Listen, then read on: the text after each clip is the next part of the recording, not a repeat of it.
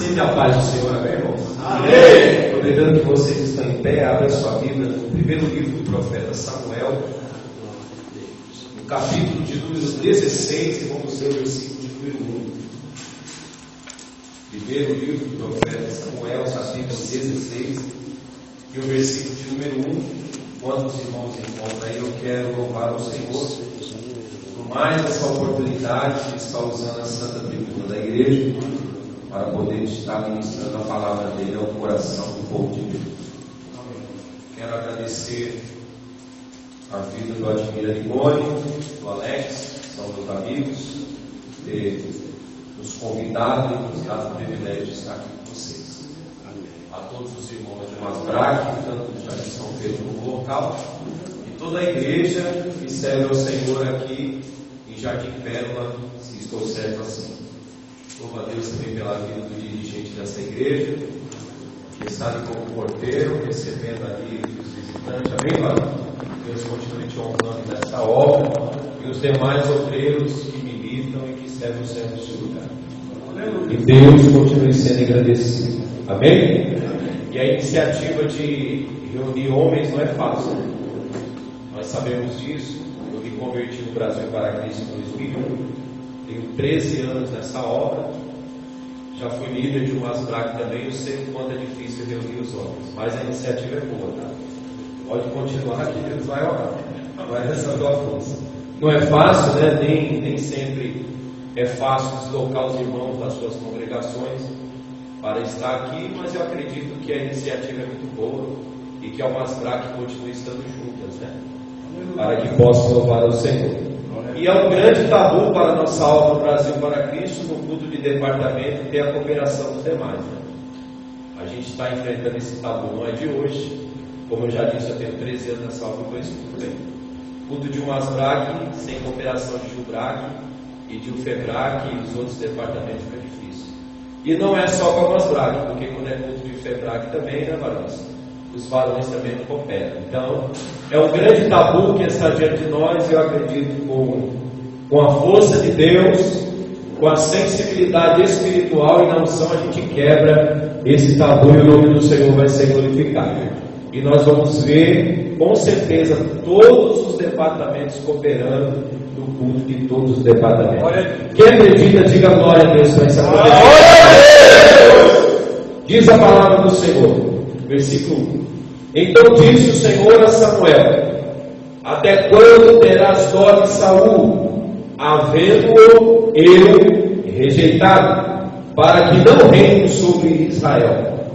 Enche o teu vaso de azeite, vem, enviar-te-ei a Jessé, o belemita, porque dentre os seus filhos me tenho provido de um rei. Pode tomar o seu assento. Glória a Deus. Aleluia. O Senhor nosso Deus, Ele tem os seus meios de trabalhar, e os meios de Deus trabalhar não são os mesmos meios que o homem utiliza. Deus, Ele é muito excelente na sua obra. Então, por Ele ser tão excelente, Ele não depende de ação nenhuma humana para concretizar os seus projetos e planos. E aqui, diante desse capítulo, desse versículo que nós acabamos de ler, nós estamos diante de um plano e de um projeto de Deus. E diante de um plano e diante de um projeto de Deus, está incluindo o homem. O homem sempre vai estar incluído no plano e no projeto de Deus. Mas o plano de Deus é grande.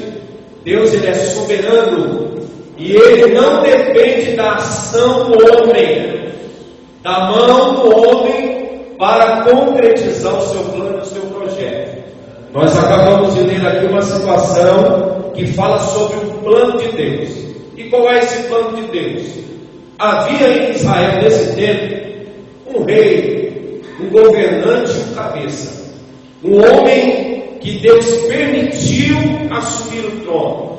Não foi a vontade soberana de Deus que imperou na escolha e na unção de Saul como rei de Israel, mas foi a vontade permissiva de Deus, porque uma coisa é Deus manifestar a vontade dele soberana e perfeita, outra coisa é Deus permitir uma vontade permissiva.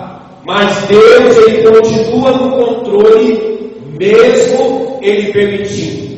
Mesmo Saul governando a nação de Deus, o povo de Israel, e cometendo muitos delitos, pecando contra Deus, trazendo miséria para dentro de Israel, Deus estava no controle da situação. Mas chegou um determinado tempo que Deus, ele elaborou um plano, e o projeto de Deus era suceder o reinado de Saul, porque se dependesse do próprio Saul, ele iria continuar no governo.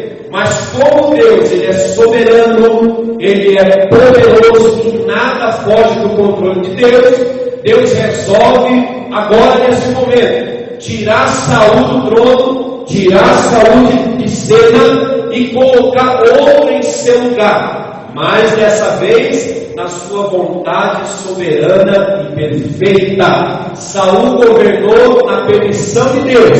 Agora o Senhor vai colocar um plano em ação para ungir um novo rei, e esse rei será segundo o coração dele mesmo. Esse rei será obediente aos mandamentos de Deus.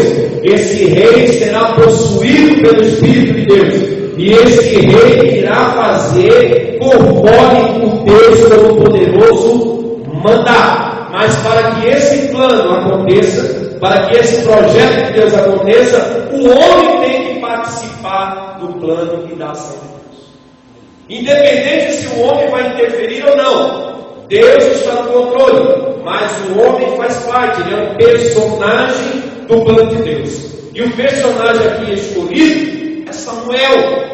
Samuel, nessa época aqui, ele está realizando a função de profeta, porque Samuel, nesse momento, ele está sendo usado por Deus para trazer uma mensagem de justiça, tanto para a casa de Saul, tanto para com o povo que estava sob o governo de Saul. Sendo que Samuel, os irmãos conhecem bem a história, foi um moço nascido dentro de um lar que Deus escolheu para que ele nascesse. Samuel nasceu porque Deus quis, porque a sua mãe Ana, os irmãos conhecem a história, era uma mulher impossibilitada de gerar filho, era uma mulher estéril, e se Deus não operasse um milagre, não sarasse o ventre de Ana, Samuel não teria nascido. E Samuel, assim, pela vontade de Deus, ele nasce. E o interessante é que Samuel, ele tem uma infância diferente dos outros jovens, diferente das outras crianças. Enquanto as outras crianças cresciam de acordo com a vontade dos seus pais, fora dos princípios de Deus, Samuel cresce diferente. A Bíblia Sagrada diz lá no início do livro de Samuel que ele é amamentado até os 4 anos de idade. Isso representa que Samuel, ele teve uma infância cuidado pela mãe e cuidado pelo pai, assistido pelo pai e educado pela mãe. Samuel, ele é criado dentro de um ambiente sadio, dentro de uma casa de princípio, e por isso ele crescia. No capítulo 3, no versículo de número 19 do primeiro livro de Samuel, a Bíblia diz que Samuel crescia. Alguém só pode crescer se tiver embasado em alguns princípios e se tiver estruturado em alguns pilares. Samuel, primeiro, ele teve uma infância, depois ele foi consagrado para Deus, porque quando ele acaba de desmamar, passa o período da infância.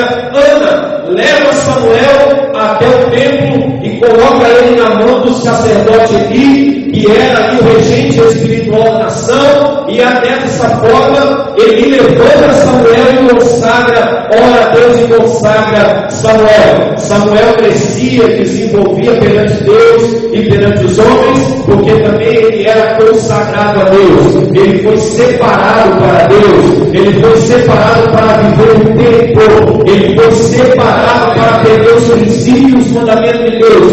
Outro motivo pelo qual Samuel crescia é que a Bíblia Sagrada diz que ele ainda muito moço, jovem, ele trabalhava estava dentro do templo. Ele não era o sacerdote principal, ele não era o mandatário da igreja em Siló, mas ele era obediente, ele era servo, ele era aprendiz e ele também servia a Deus dentro do templo. Outra questão pelo qual Samuel crescia é que ele trabalhava para Deus.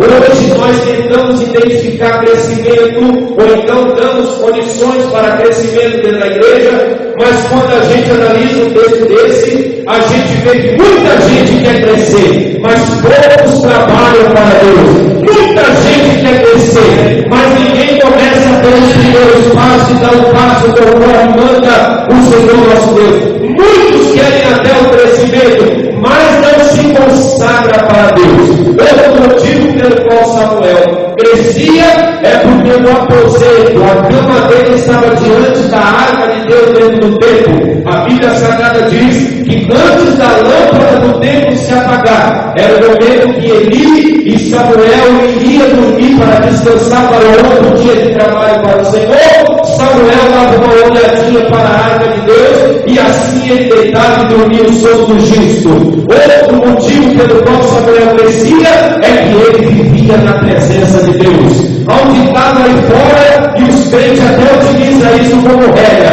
que é impossível viver no Espírito o dia inteiro. Eu rebato essa tese de Satanás e através dessa palavra eu quero liberar para a igreja uma revelação.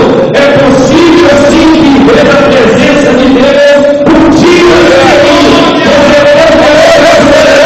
Você pode fazer sua presença pela dia, você pode tomar café da manhã, você pode se preparar para o trabalho, você pode pegar uma lotação lotada e um relotado, você pode trabalhar na sua empresa, você pode almoçar, você pode exercer a função, você pode bater até um pouco na sua empresa e levar para a sua casa dentro do relotado, mas se você estiver diante da arca de Deus, Deus lhe dá uma outra arma santidade.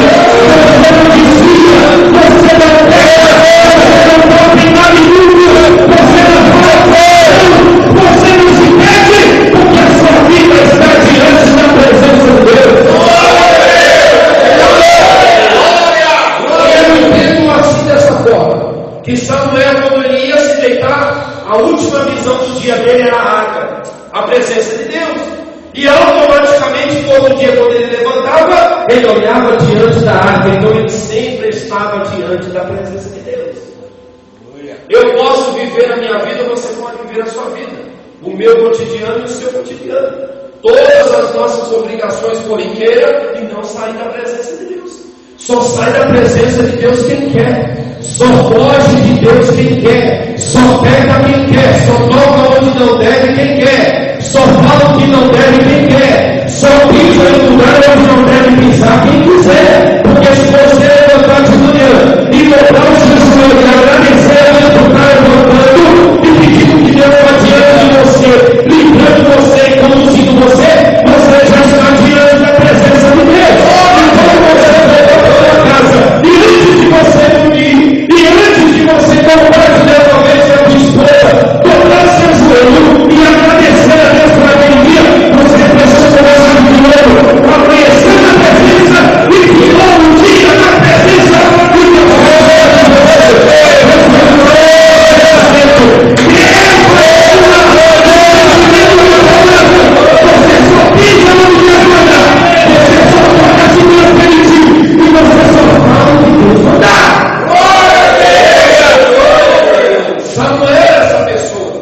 Samuel foi esse personagem muito importante no Antigo Testamento. E ele fez a divisão do final do tempo dos juízes para o início da monarquia. Samuel ele foi importantíssimo quando Deus, pela sua infinita misericórdia, permite que agora comece a se levantar reis para governar a nação. E Samuel, esse homem tão importante, que nós acabamos pouco aqui falando dele, ele é o personagem principal, porque antes que se levante o primeiro rei, ele é o juiz da nação. É Samuel que dá vitória ao povo de Deus contra os filisteus lá em Mispa. E você conhece a história. Ele chama o povo ao arrependimento. Ele chama o povo para consagrar. Ele chama o povo para vestir roupa de saco, ele chama o povo para colocar cinza na cabeça, e ele chama o povo para o arrependimento, e ele se coloca diante de Deus, e diante dos homens, e diante das nações inimigas, e Deus dá vitória, Deus dá livramento, Deus honra Israel por intermédio de Samuel. Louvado, agradecido seja o meu Senhor. Você conhece bem a história, e Samuel diante da vitória disse: Ebenezer, até aqui nos ajudou o Senhor. Louvado e agradecido seja o nome do Senhor Jesus aqui nessa noite. Glória a Deus, quantos podem dizer: Ebenezer, até aqui nos ajudou o Senhor, até aqui o Senhor, até aqui o Senhor, até aqui guardou a minha casa. E é esse personagem tão importante que Deus usa para ungir o primeiro rei de Israel, que é Saul, não o rei da vontade soberana e perfeita de Deus, mas da vontade permissível, porque o povo, depois de ter recebido o livramento por intermédio da mediação de Samuel, agora esse povo está clamando e pedindo para Deus um rei, pedindo para Deus um cabeça, pedindo para Deus um líder, e Deus permite que Saul entre em cena. E quem Deus usa para ungir Saul? O próprio Samuel, o personagem predileto de Deus, o homem capaz de ungir rei, o homem que estava sendo direcionado por Deus. E muito bem, Saul governa, Saul toma posse, e ele até vence no início, ele até começa bem, mas o meio da história é crítico, o meio da história é uma catástrofe, o meio do reinado de Saul é uma tragédia. E aqui eu abro um parênteses para dizer para você, meu irmão, para dizer para você, minha irmã, para dizer para você, jovem que está aqui nessa noite, para dizer para você, obreiro que está aqui nessa noite, para dizer para você, líder que está aqui nessa noite: o que importa não é como você começa, o importante é como você termina. O louvado e agradecido seja o nome do Senhor.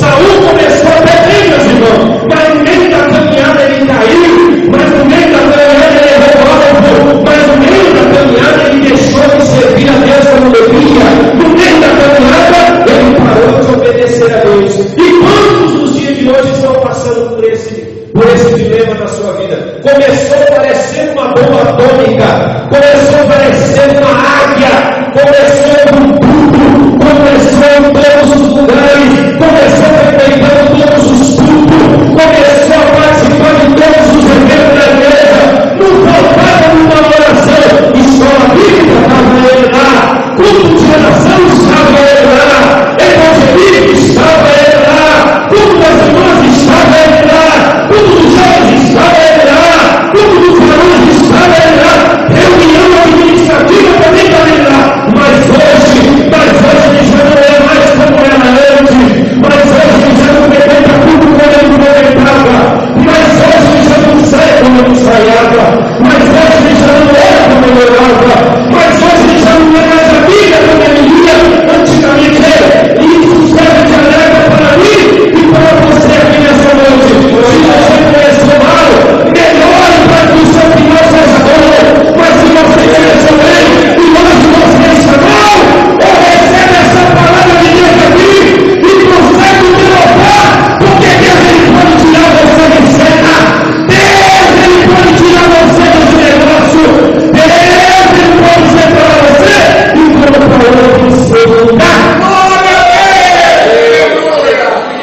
Deus estava observando tudo isso, o erro de Saul, o mal que ele trouxe para a nação, e o Senhor agora está indignado. O Senhor agora ele está à beira de tomar uma decisão. E o que Deus faz? O mesmo que ungiu Saul, o mesmo que derramou azeite sobre a cabeça de Saul, Deus chama ele dizendo: olha, enche o teu vaso de azeite novamente, porque chegou o tempo de você trabalhar. Porque até agora você tem visto o erro de Saul e não tem feito nada. Até agora você está vendo o povo ficar pobre e você não está fazendo nada. Até agora você vê as famílias indo de mal a pior e você não faz nada.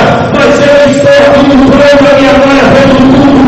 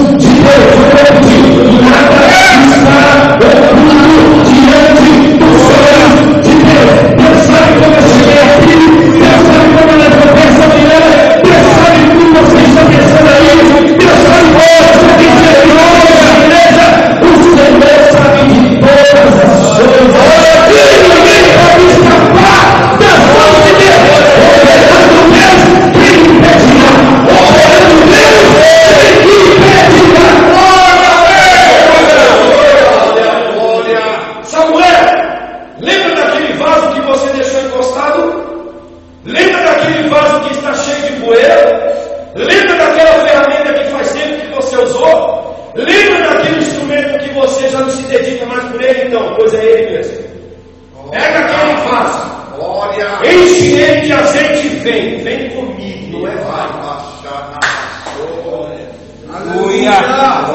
O negócio agora é diferente, Samuel. Agora você vai vir.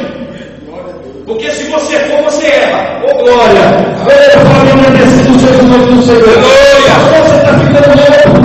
Você está pregando contra Samuel. Eu não estou pregando contra Samuel. O próprio Deus falou para ele: até quando você vai ter dó de Saul? Você foi juiz? Muito bem. Você fez certinho.